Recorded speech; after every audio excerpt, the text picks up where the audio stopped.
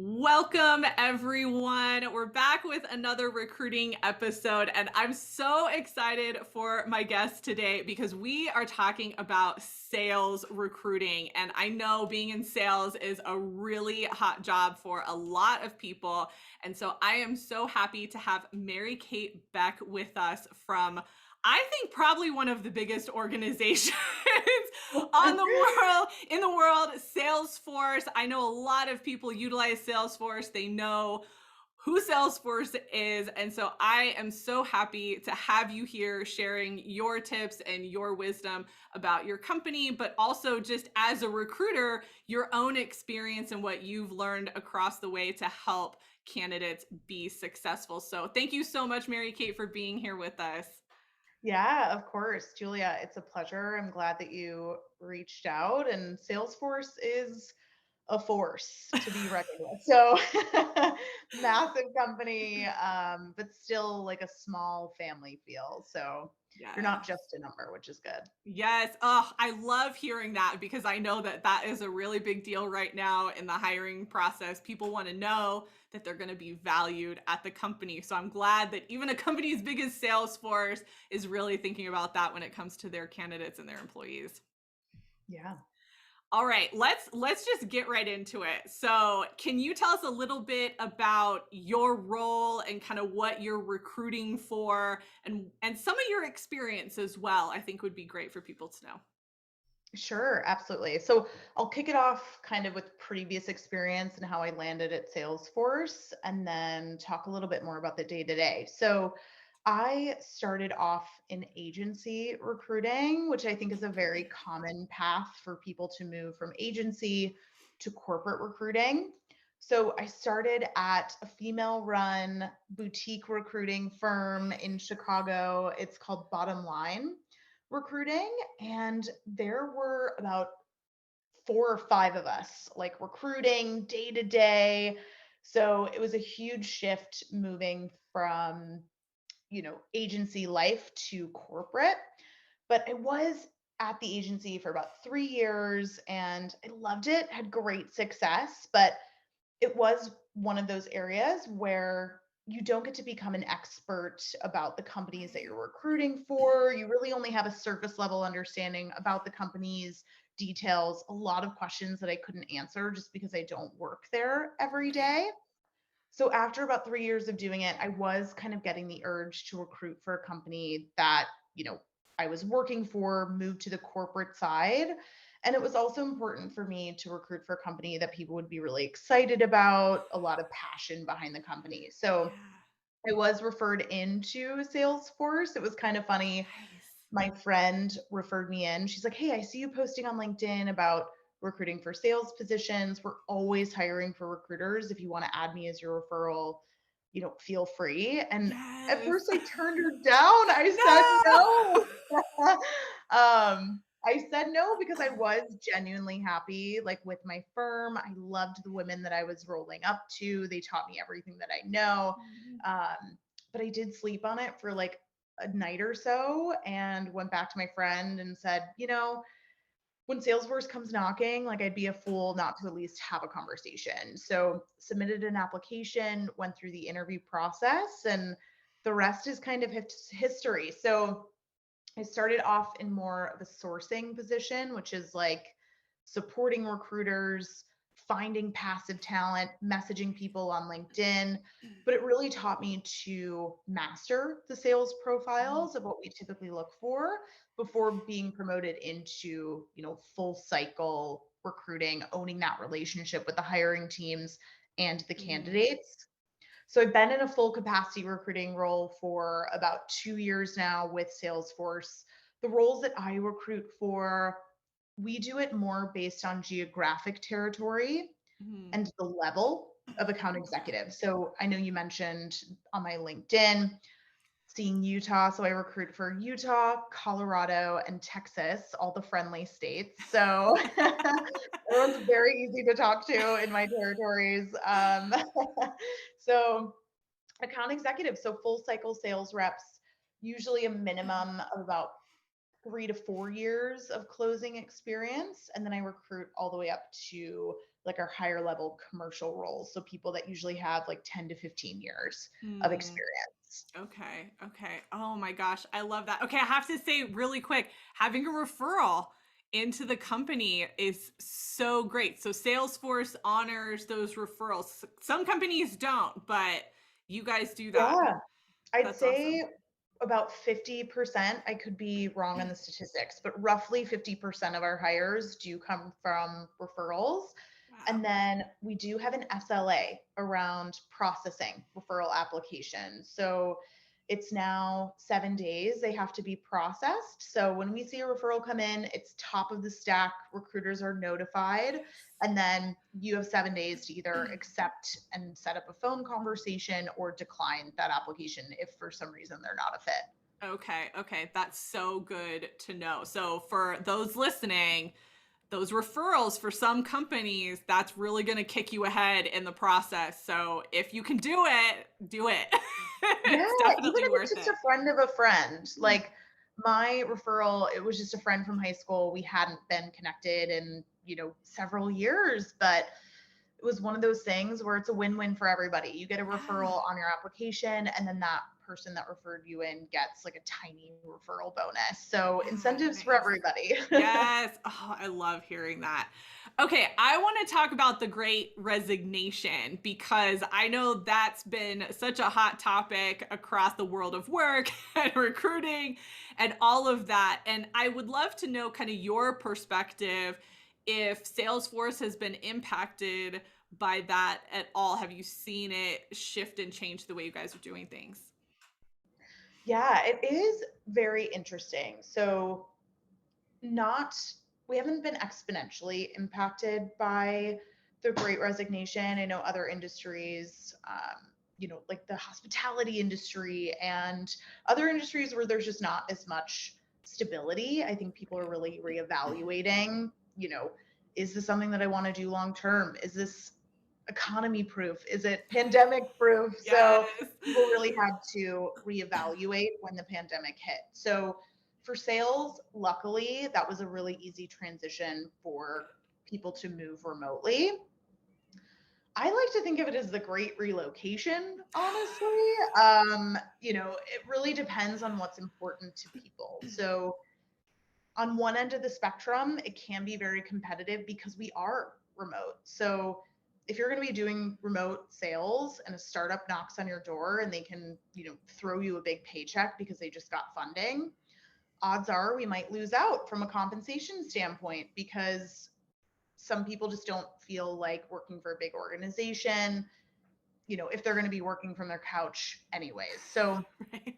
depends on what's important to people. So with sales, I feel like it's a little hit and miss. Yeah. But for the most part, we do try to stay in territory for our sales reps. So I know that's been a conversation piece when Mhm. interviewing candidates. If I'm hiring for a Texas role, unfortunately, you can't be based in Charlotte, North Carolina. You got to be based in Texas. That's where your Yeah. customers are going to be. And, Right. hopefully when we are traveling to meet with customers, we meet people in territory. So that's been a point of conversation just from a location standpoint. But we haven't seen like a mass exodus, fortunately, which is That's great. good. That's so good. And you bring up a couple things, but I want to touch on the territory aspect because I want to make sure that candidates understand that there are positions where it matters where you live and you want to make Sure. sure that when you're researching you understand. And I feel like sales is one of those areas where you generally do have some kind of territory, and so you want to make sure that the positions you're applying for, you're willing to work in the territory that they're hiring for, or you're willing to, in some cases, move if you need to. So I think Hmm. that's really important for people to understand when it says that they're hiring for a certain area, you need to be in that Yeah. area. Absolutely. And I think that's a big misconception, especially for our careers site. So I'll get people on the phone and they'll say, "Oh, I thought it said, Colorado remote. So I thought I could live, you know, Mm, anywhere in the US since it's remote." And unfortunately, that's just not the case. We want at the very least our candidates to be in the same time zone as our customers. You can't work in Italy and be a Colorado rep. That's just not going to work Right, for right. our customers. So, yes, when applying to roles, if it has a designated location, more often than not, Texas remote, Colorado remote, you have to be located in that state for those Mm. positions. Okay, okay. That is so good to know. I think that's going to be a tip that I definitely highlight for people because I think you're right. I think they see remote and it's like, oh, I can be anywhere. Or maybe I do live in Colorado, but I'm going to go to Europe for 3 months or something. And it's like, Exactly. Yes. They see no. the remote rose-colored glasses, and that is unfortunately not the case. I Okay, would love so to work from Europe, don't get me wrong, but right, me too, me too. yeah. But I think that's a really good distinction, that I don't even know people have been really thinking about on the remote side. So there are location-based remote positions, and then there are truly remote work wherever you want, as long as you Yes. can adapt to whatever. And I think people And need that'll to usually understand the say, difference. US based remote. It'll clarify, but if it has a state or a city, you have to be mentally prepared to live in that location. Okay, okay, good. Oh, that is so helpful. That I have not heard that yet from other recruiters. So I'm so happy that that came Sure, up. yeah. Okay, so I would love to know, is there a hiring cycle that you guys go through in your organization on the sales side, or is it just you hire when positions open up? So I'd say from a sales perspective, we are really consistently hiring throughout the year. I wish I had some downtimes throughout the year. That would give me a little less stress. But with sales positions, there's always going to be cyclical attrition where people just, around this time of year are looking at new year, new job, with end of quarters, stuff like that. There's always going to be attrition throughout the year. Great. And then we're constantly, growing, expanding, getting new hubs. So even the Denver market, that wasn't even nearly as large as it was, 4 to 5 years ago. And now it's Right. becoming one of our largest hubs. So as we grow, as we get our footprint in larger territories, we need sales reps to have feet on the ground, be in those areas. So at least since I've started, we've definitely had really consistent hiring throughout the year. So I always tell Mm, candidates too, like, hey, if timing isn't perfect right now and you're ready in 6 months, I would be shocked if we didn't have a position for you. So right. we're usually consistently hiring. Oh, that's so good. That's so good. Yeah, I think people think, oh, okay, I'm looking right now. So if they don't have anything, I'm not gonna keep looking. It's like, no, new positions get posted every day. you know, you Exactly. gotta turn that alert on, make sure that you're being Yes. notified because you just never know. So, okay, that's awesome. Okay, I would love to know about your ATS system if you have one. Like how is that used? What does it look like within your organization? Yes. So we use Workday as our applicant tracking system. I've dabbled with Bullhorn in the past. I like Workday. It has its quirks. I mean, I feel like no ATS system is perfect. Right. But we use it primarily for, you know, referrals coming in. We process those applications. I really heavily source in Workday for applicants Mm, that are applying. They're warmer leads. They're usually people that are a little bit more open to making a move quicker. So process a lot in that. And then also, you can see how many people statistically, for this territory, how many people had to interview, how many people fell mm. off after the hiring manager phone screen or our panel interview. So we use it a lot for data just to see, which teams are a little bit like to see more candidates or a little bit more selective. So that's really important. And then just, data around offers, placements, it does everything. Nice. So, as a candidate, like, are there any tips you have for people applying through that system? Like, is somebody looking through all of those? Are they being sourced through like an algorithm or an AI? Like, what does that look like for candidates? I mean, we're pretty hands-on. We don't have AI tools. We do have some filters that we can apply um, when sourcing candidates, so I can narrow it down by location or years of experience or stuff like that. So I'd probably say my biggest piece of advice is just that referral piece so that it Mm. is the top of the stack, grabbing someone's email, obviously asking them for their permission, but it just sets your resume in front of a human being a lot faster. Yeah. Um, but always, always, always put a source of how you found Mm. this job. Okay. So whether it's through LinkedIn, whether it's through Glassdoor, whether it's a referral and you don't have their email address, like even just checking the box of referral, like check any box so that we can filter that way. I think the Yeah. people that don't have a source of the job tend to get lost in the shuffle because Mm. the ones that come through LinkedIn, Glassdoor tend to be at the top of the funnel. Okay. Okay. Okay. So, oh, so good to know. It's these little things that, people don't know all the time. Yes. That so good to know. I'm so, oh, you're the first recruiter that's really pushed that. And so I'm really happy to hear these like extra little tidbits. Well, it's because So it's for helpful. our search tools, our filters. So the more specific you can be, the more boxes you can check. It will only, bring more attention to your profile when Yeah. we're filtering. Yes. Okay. Awesome. Okay. So let's talk about more of the application process.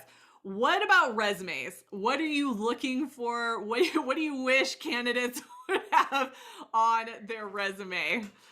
Yeah, absolutely. So from a sales perspective, biggest thing that I like to see and I think really jumps out to a sales hiring manager are numbers. So anything you can quantify, what your quota attainment was for the past 3 fiscal years, or if you've Hmm. only been there for 1 year, what was your quota attainment each quarter that you've been in the role? Any awards, accolades? I always tell candidates, like, if you're running out of room, we don't need a skills section at the bottom. Like, everyone can use Microsoft Word. It's not impressive. Right. So, like, um, if you can eliminate that and then beef it up with more numbers and, anything sales related, I think Yeah. really stands out. Yeah. Okay. I love hearing that. Honestly, working with salespeople is like my favorite. They are the easiest resumes to put together Yes. No, because no they fluff. all have numbers. They know their numbers. They are proud of them. They can recite them. Yes. And so I think for those maybe who are new or who are trying to break into sales, maybe from something else. I know we have a lot of people who are shifting careers and things like that. You know, those numbers are so helpful. And we're hearing that repeatedly, regardless of what the position is. But I know specifically with sales, if you're not demonstrating anything, then how do we know you're going to be successful? So Yes. How good. do you hold yourself accountable? How do you measure your own success? How does your company measure that success? Also, even if you're not in a direct sales position currently, anything you can quantify. Are you a server who wants to get, a minimum of, 25% tip on every check? Like anything you can quantify, it just Right. shows, your numbers ability, your ability to hold yourself accountable. It just speaks volumes. Yes, yes. And I love that example right there because even those positions that you think might not qualify you for something, it can. You just have to keep track of it. So even those server positions, Serving especially is if a numbers game. it's totally a numbers game. And kind of on average how many tables you can manage in a night, like your totals, that type of stuff. And so Yes. being able to put that on a resume, I think people in those positions really overlook how much they actually do and how much Yes. it can translate into other types of positions in their Yeah. career. So I love that you brought that up, especially now. I know hospitality got hit really hard during the pandemic. A lot of people transitioned out of that. And so I think that reminder of you have skills that you picked up from that, you have quantifiable things that you picked up from your time in hospitality, bring it over into these new roles, it will apply. So Yes, good. 100%. Yes. Okay. Let's talk about interviewing. Like when you get somebody into the interview process, like what does that process look like and what are some of your tips for them? Yeah, absolutely. So we have a pretty straightforward interview process. For the most part, it's usually recruiter screen. If that goes well, we move candidates to a hiring manager, whether it's a 30-minute phone call or 30-minute virtual meeting. And then if that goes well, we move candidates to a virtual 60-minute panel interview. Oh. Panel sounds intimidating. It's really just two hiring managers and yourself. I always have people think it's like the American Idol judges. It's really just it's a conversation. It's two hiring managers. You'll be just fine. And then if that goes well, we move candidates to a 60-minute presentation where that is when an area vice president is involved. So the hiring manager's next level manager, and Okay. then at least one hiring manager, maybe two in a perfect world, depending on their schedules. Yeah. Okay. Oh, that's so good to know. So they do end up having to do some type of presentation throughout the process. That's good. Yes. And Okay. we prep people before each step, Oh, whether that's it's good. live through a prep email. I prep everyone at least twice before the presentation because it can be very daunting. Yeah. Um, so just know, like, don't freak out, especially in a sales position. You do presentations for your customers all the time. We're not going to, pull things out of thin air. This is things that you do on a regular basis. So I Yeah. try to talk people off the ledge for the presentation piece a Yeah. little bit. Nice. You know what? I love like that hands-on process where you're helping the candidates through because I know like when I talk to clients, they want to know like, okay, I don't know, like, what if they don't give me the information? What if and I'm like, just give them a chance to communicate with you first. And Yeah. so I love hearing when recruiters are really like, no, I want to walk you through the process. Cause if you're doing that initial screen and you really like someone, like you want to help them get through the process, I'm assuming. Right? Mhm. Yes. Yeah, okay. And what does that initial conversation look like with you? Because I think sometimes when people hear like, "Oh, it's a recruiter interview," they automatically think it's not important and they might not Yes. prepare for it as much. I know I've had that perspective from clients before. Like, what can you talk a little bit more about that process and what you're looking for? Yes. So I will say our conversations are a little less formal than a hiring manager screen, but you still want to give it that professional, buttoned up, white glove experience for the recruiter because we're going to give you the same, respect that you give us. So, and we're the gatekeepers. I hate to say it, Right. we determine whether or not you're moving forward, buddy. Yeah. So, you want to bring that buttoned up, polished, professional executive presence to that conversation. Biggest piece of advice, prepare, make sure you're in a quiet place. Like when I'm on the phone with candidates and they're like eating lunch or walking their dogs, it's like you are not taking this seriously at all. Like, No. and it's just a turnoff. It's like, are you going to do this with our customers? So take it seriously, prepare, review your resume. You don't want to be stumbling through, your accomplishments, your roles, the timeline. You really want to have that narrowed down. I don't get too in the weeds with candidates. I'm not a sales expert. I'm a recruiting expert. Right. So um, I'll ask kind of the numbers around, how large are your deal sizes? What types of customers are you selling to? How long are sales cycles? Very basic things. So Yeah, yeah. if people can't answer those or, are being really vague, stuff like that, you basically have to treat it like a hiring manager phone screen. Okay. I hope everybody heard that, because Yeah. don't sleep on those recruiter Yes. interviews.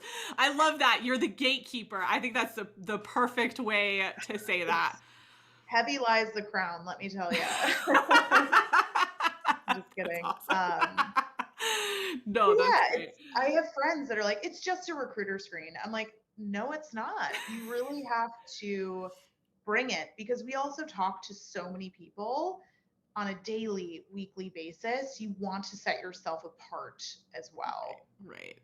Oh, so good. Okay, let's talk about cover letters, because I feel like this has been one of the most controversial topics in my interviews thus far. But I would love to know, like, what are your thoughts on cover letters? Do we love them? Do we hate them? Do we read them? Do we not? Like, where are I've you never read at? a cover letter. Okay, good. Great. I've never had a hiring manager been like, can I see their cover letter? Like, it just, maybe it's different for other industries. Cover letters are fluff when it comes to sales. I mean, we don't need a one pager on your personality. That's, what we're going to see in the interview. Yeah. We want your numbers to shine through on that resume. So, in my opinion, I don't think a cover letter is make or break. If you want to include one, great. I will not be reading it, but appreciate the effort. Okay, I think that's so good to know. We talk a lot about researching the company and understanding what they're looking for. And what we're hearing here is Salesforce doesn't really care about the cover letter, So unless you It's talk different too. to. I shouldn't be like setting the standard, but at least for me, it's No. like it's not important to my teams. I haven't really been blown away by one, so Yeah, and I feel like this is where understanding, like, honestly, each recruiter and even the hiring manager, if you can get through to them and knowing what they're looking for. It's been really like 50-50 in the interviews that I've done. I've had some people that are like, yes, I read them, or I only read them in this instance, or they're like, nope, don't care, won't I ever could look at see, them. in a media and communications position where, you know, how you craft messaging and, Mm-hmm. messages to clients, that could be a make or break. Right. But yeah, I think for sales, like it really is more about those intangibles that drive, ability to exceed. It will definitely outweigh your ability to craft an email. Yeah. Yes. Oh my gosh. Okay. I do want to actually go back to interview, because I realized I asked you about the process, but I want to actually know, like, what are some of your tips for Oh, people? Like, what are some things that you're seeing people just like mess up on, and you like, please do this because it'll help you get through the process. What does that look like for you? yeah, I'd say my biggest piece of advice would be to practice answering some just hypothetical questions on your own, timing yourself. I always tell my candidates, if you feel like you're talking too much, you probably are. So have some responses ready to go for questions that you absolutely know are going to come up in the interview. Practice your response to tell me about yourself. Practice a response to, what's a major success story that you had in your previous position. Keep it short and sweet. You want to keep it engaging, Mm-hmm. especially in this virtual world.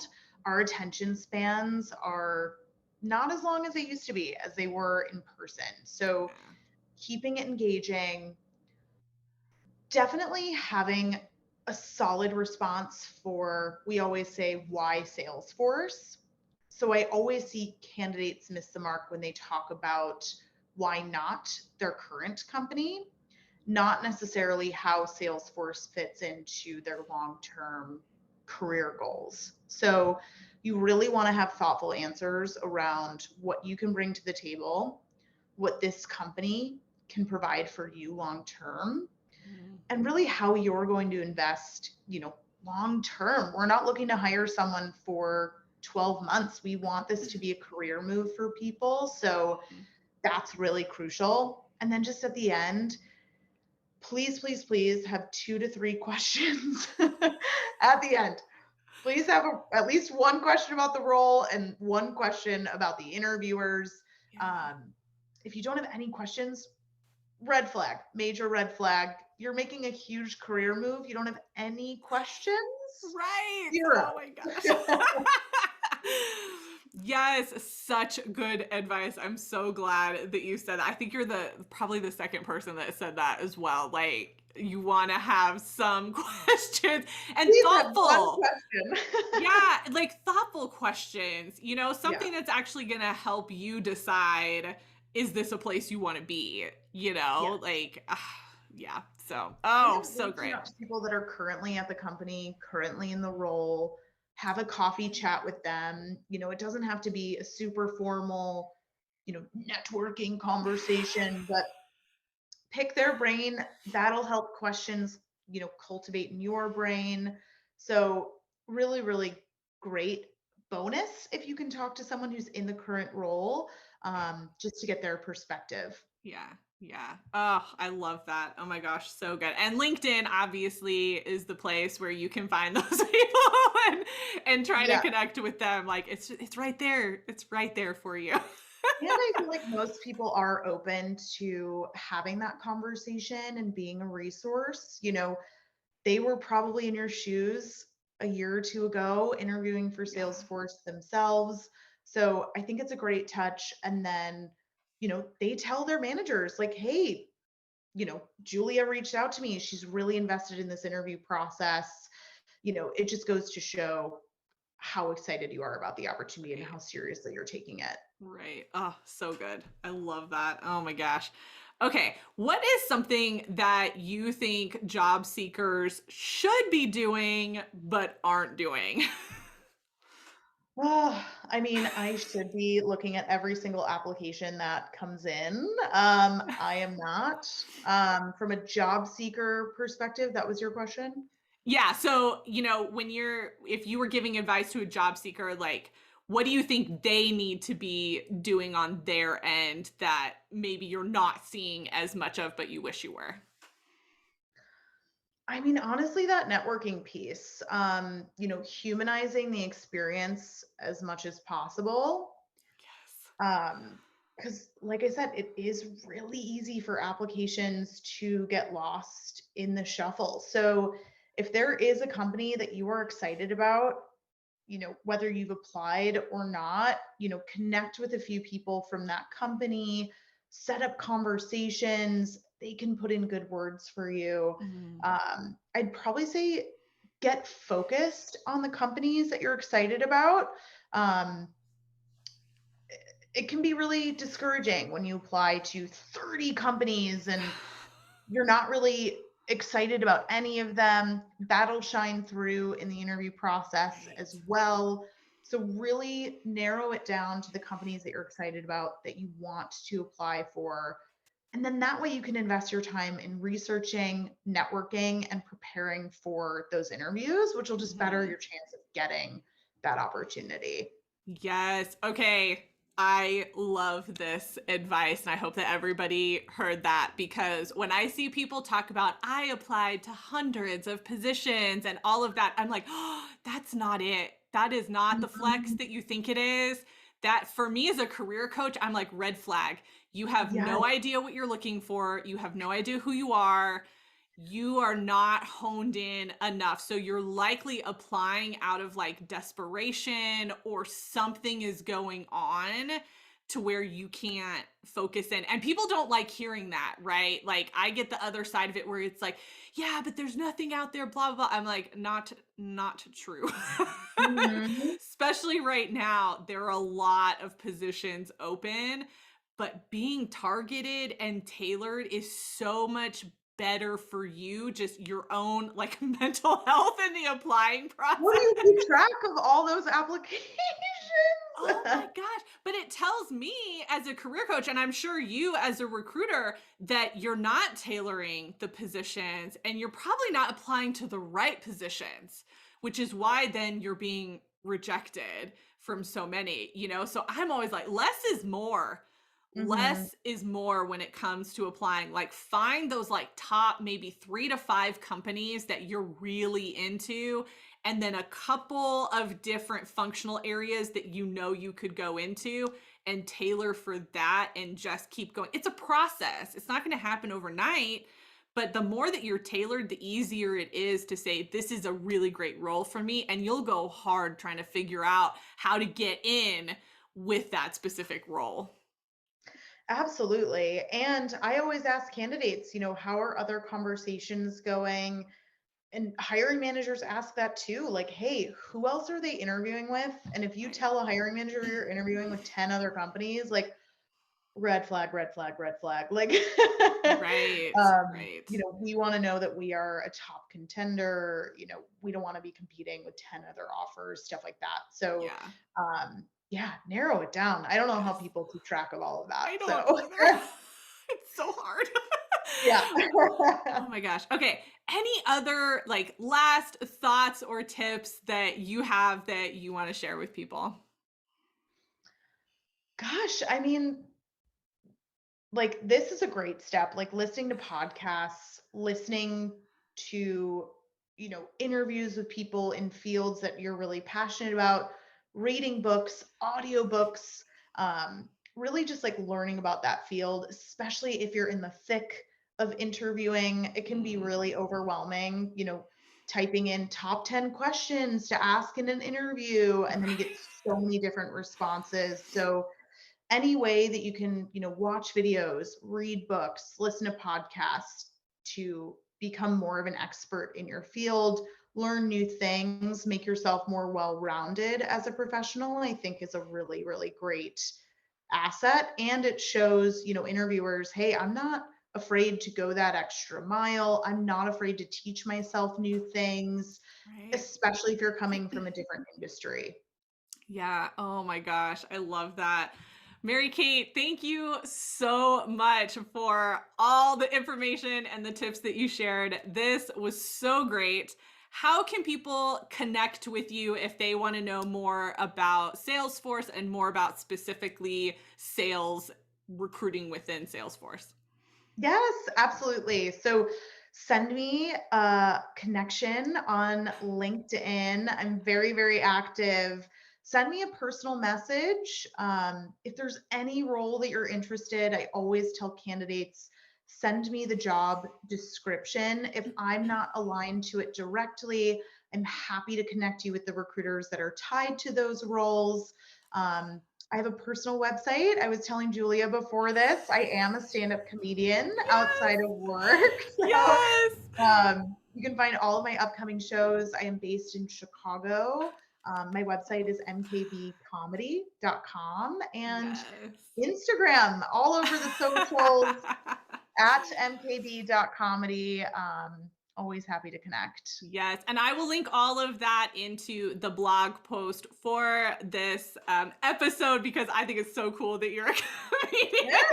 I think that's so fun. It's such a good like you can do both. You can have that Yeah. full-time, position that funds your life and you can do some really cool things after work and I think you're just a shining example of that. So, definitely go check out her comedy. I think that's so just fun and unique. And thank you again. I so appreciate you taking the time to share. Yes, this was such a delight. Thank you. Thank you. And looking forward to having you in my network. Just another Yes. connection.